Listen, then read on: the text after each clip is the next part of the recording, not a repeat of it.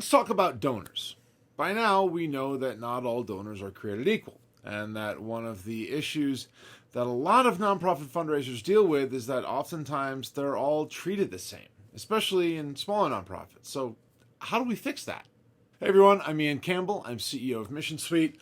Before we jump into today's video, do me a favor, hit the subscribe button and ring the bell so that you're notified every time that we post new videos. So over the past 20 years, I've worked with a lot of nonprofits, some of them small, some of them big, and quite a few of them in between. In that time, I've seen that successful fundraising organizations in those nonprofits are highly skilled at donor segmentation. Why? Well, because as I mentioned before, not all donors are created equal. Some donors give you everything that they can possibly give to your organization at a level of $500 a year. Others are giving a small fraction of their overall annual giving at $50,000 a year. Still others are donating millions to capital campaigns for you. The challenge that I've seen smaller nonprofits go through is that they just don't feel like they have the resources to effectively segment their donors and still get everything else that they need to get done. So a lot of them just blast out common messaging to everyone. Well, that can be a bit of a challenge, and it's really not that effective. The good news here, though, is that it doesn't have to be that challenging to actually leverage donor segmentation in your fundraising plans. So let's take a deeper look at donor segmentation.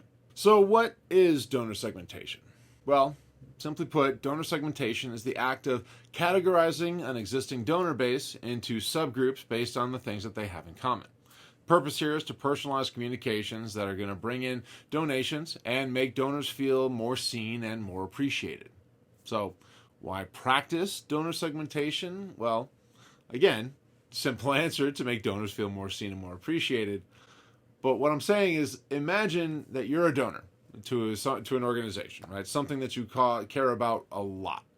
You've given a generous gift of $5,000 to support their work, and you receive some sort of a generic thank you letter with messaging that talks about to you the same way that it talks to someone who gave $5 or have never actually given before.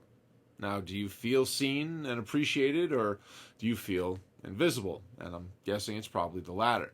Does the messaging stay with you? Well, probably not. Do you feel inspired to give again? Probably not. Now imagine receiving a letter that acknowledges your amazing gift, expresses gratitude for your support, tells you how your hard-earned dollars will impact the organization's cause, and provides you an opportunity to make that difference again. Well, are you a little bit more inspired to give? Well, probably so. Now herein lies the power of donor segmentation. It's a great tool for getting to know your donors and communicating with each of them in a really personalized way that will inspire them to continue giving to your organization. So if you're a smaller organization, how can you do this? Well, the answer is that you still can, and really you should be. Many, if not most, nonprofit organizations operate with stretched or limited resources, and oftentimes feel that they're lucky to get one message crafted and distributed, much less multiple versions of communication that are going to target specific audiences. Nonprofits obviously can't function without donations, and a lot of times have to put whatever resources that they can into those fundraising efforts to build sustainable revenue streams. Donor segmentations can be carried out to a lesser or greater extent depending on an organization's resources, but it has to be done for effective fundraising. The more that you segment your donor base, the greater that your donations are going to end up being. And a great CRM, something like Mission Suite, can actually help you organize and get set up for success. So how is donor segmentation done? Well, whether your organization is small or big, fundraisers use tracking systems. They compile information about their donors, and it's usually done in some sort of a spreadsheet, which is less desirable than a really great database. And usually that's where the segmentation process really begins. Organizations can increase segmentation power by developing some sort of a tracking system that contains as much information about a donor as a fundraiser can find. So what kinds of information should be included in that donor tracking system? Well, here are a few examples that we can kind of run through really quickly. So general information, right? This is the easy stuff. It's as simple as the contact information of a donor, first name, last name, address, city, state, zip, phone number, email address, all the core things that you really want to have to get to know just at least who the donor is, from the get-go. Limited donor segmentation can be conducted here with as little information as a zip code or an email address, right? For example, a zip code can tell a fundraiser something about the affluence of a donor, allowing you to customize messaging appropriate to them. If you only have an email address for someone, well, you're only going to communicate via email to them anyway. But you can still tell if they have a company email address or just a plain Gmail address. Like, it gives you at least a little bit of information. Second of all, donor history. Donor history here is probably the most important cornerstone of segmentation because it's going to tell you a lot about that donor or the potential donor, and things like, have they given before? Have they given once, 2, 3, 4, 5, 6 times, right? Was their gift big, small? Have they been volunteer in nature? Or maybe they've given you something, right? Maybe they donated a car. Maybe it was cash, check, credit card, volunteer hours that were worked, right? All these things are really important information to know in that history, right? Answering these types of questions, that's how you really begin that segmentation process.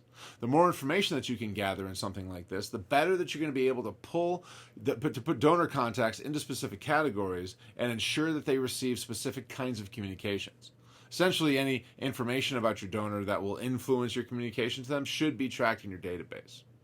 So I mentioned subgroups before. So that's really what we're talking about, right? Once you've assembled all this information, right, you can begin the process of segmenting by creating these different subgroups, right? Something like beginning at the donation amount, right? Did the donor give under $100? Somewhere between 100 and 500, maybe 10,000 plus, right? But using that information, you can actually examine what they've given over a lifetime. Breaking down that donor list allows you to customize communications to each group. For example, you might send a letter to the under $100 category saying that if they give a gift of $100 or more, they'll receive some sort of an incentive gift, right? A t-shirt, something like that. Obviously, you're not going to send that letter to someone who's donated thousands of dollars over their giving history. They deserve more than a t-shirt. Depending on your organization, you might need to generate anywhere from 5 to 20 different letters or emails and send them out to as many different categories. Because think about these subgroups within subgroups as well. Creating these subgroups inside of subgroups is actually a pretty common practice of effective fundraisers when segmenting their donor base. This is also where good fundraisers can get creative. Those subgroups of each group should be made by further examining that information. Did the donor respond to an email campaign, a letter, a social media, a link in a newsletter?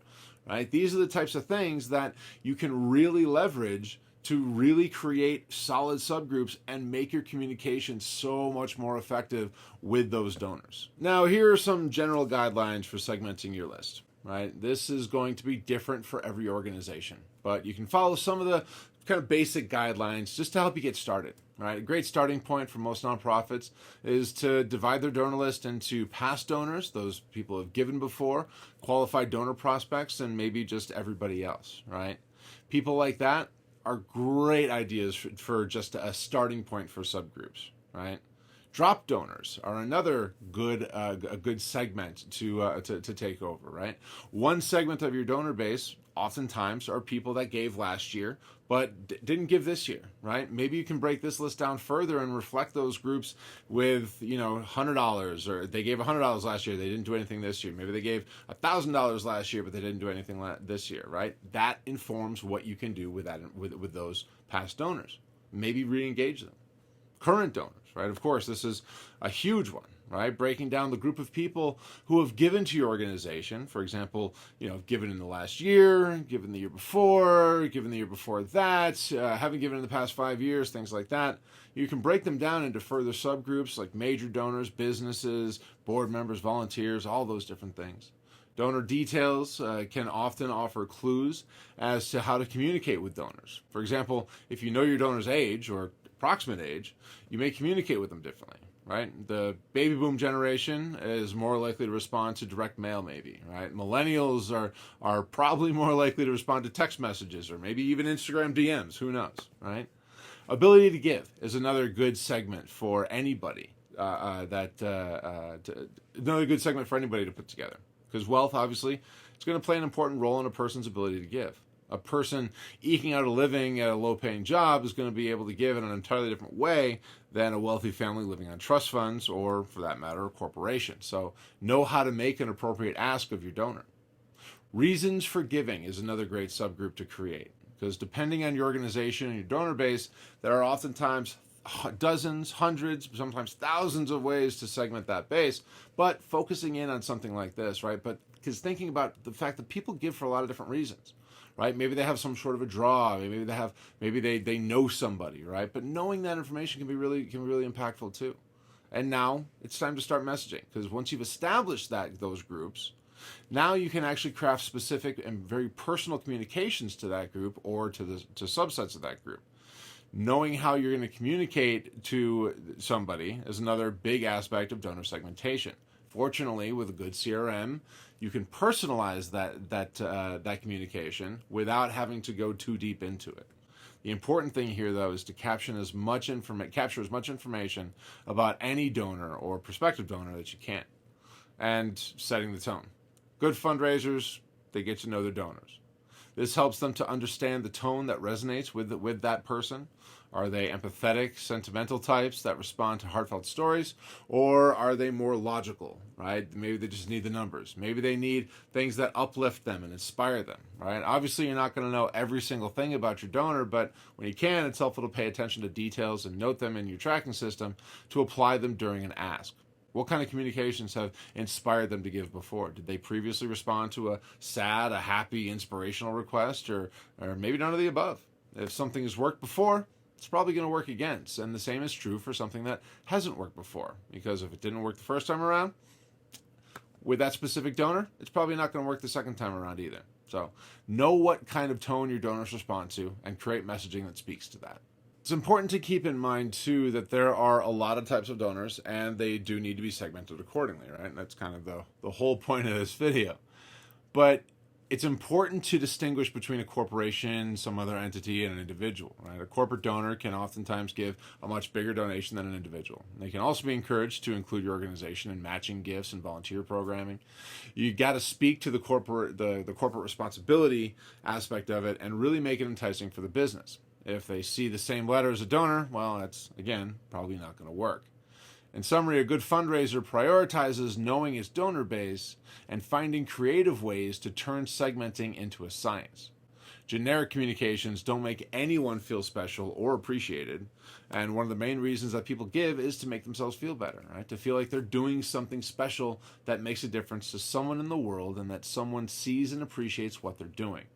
Donor segmentation and personalized communications are the best ways to make donors really feel like they're a part of your organization, and that personal connection that they have to you, make it that much deeper.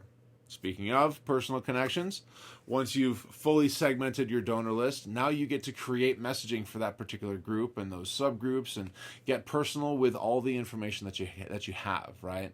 You can create an ask based on different criteria, age, location, areas of interest, so on and so forth. Again, every organization here, every donor, every fundraiser, everybody's going to be different, right? The goal here, though, is to get as personal as possible. And again, fortunately, with a good CRM, then you're able to actually leverage some of the personalization tools to make this a lot easier.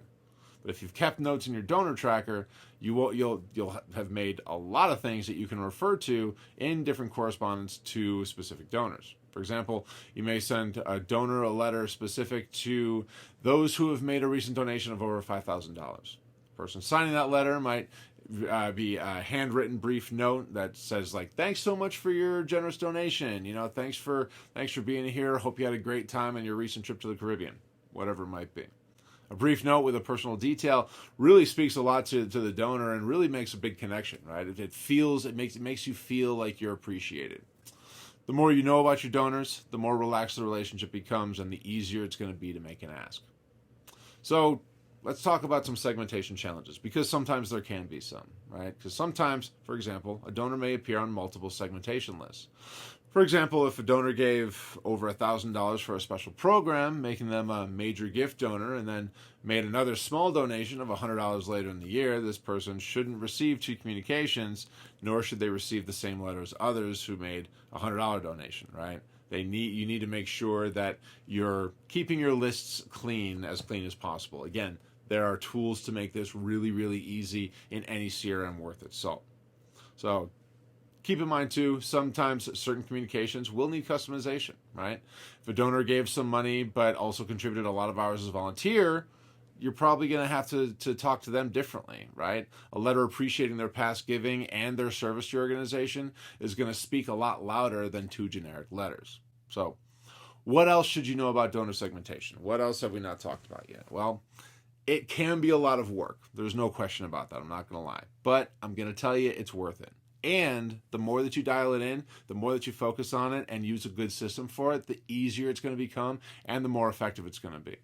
As you become more comfortable with that, again, everything is going to be so much simpler. And a great CRM, something like Mission Suite, can help you learn the best donor segmentation practices for your agency. So, and we're here to help too, right? So reach out if you'd like to explore how we can actually help you to optimize donor segmentation for your fundraising efforts. Hey, I hope you got something out of this video. If you did, do me a favor, give it a thumbs up, maybe give it a share so that other people can see it too. That always helps us with the YouTube algorithm.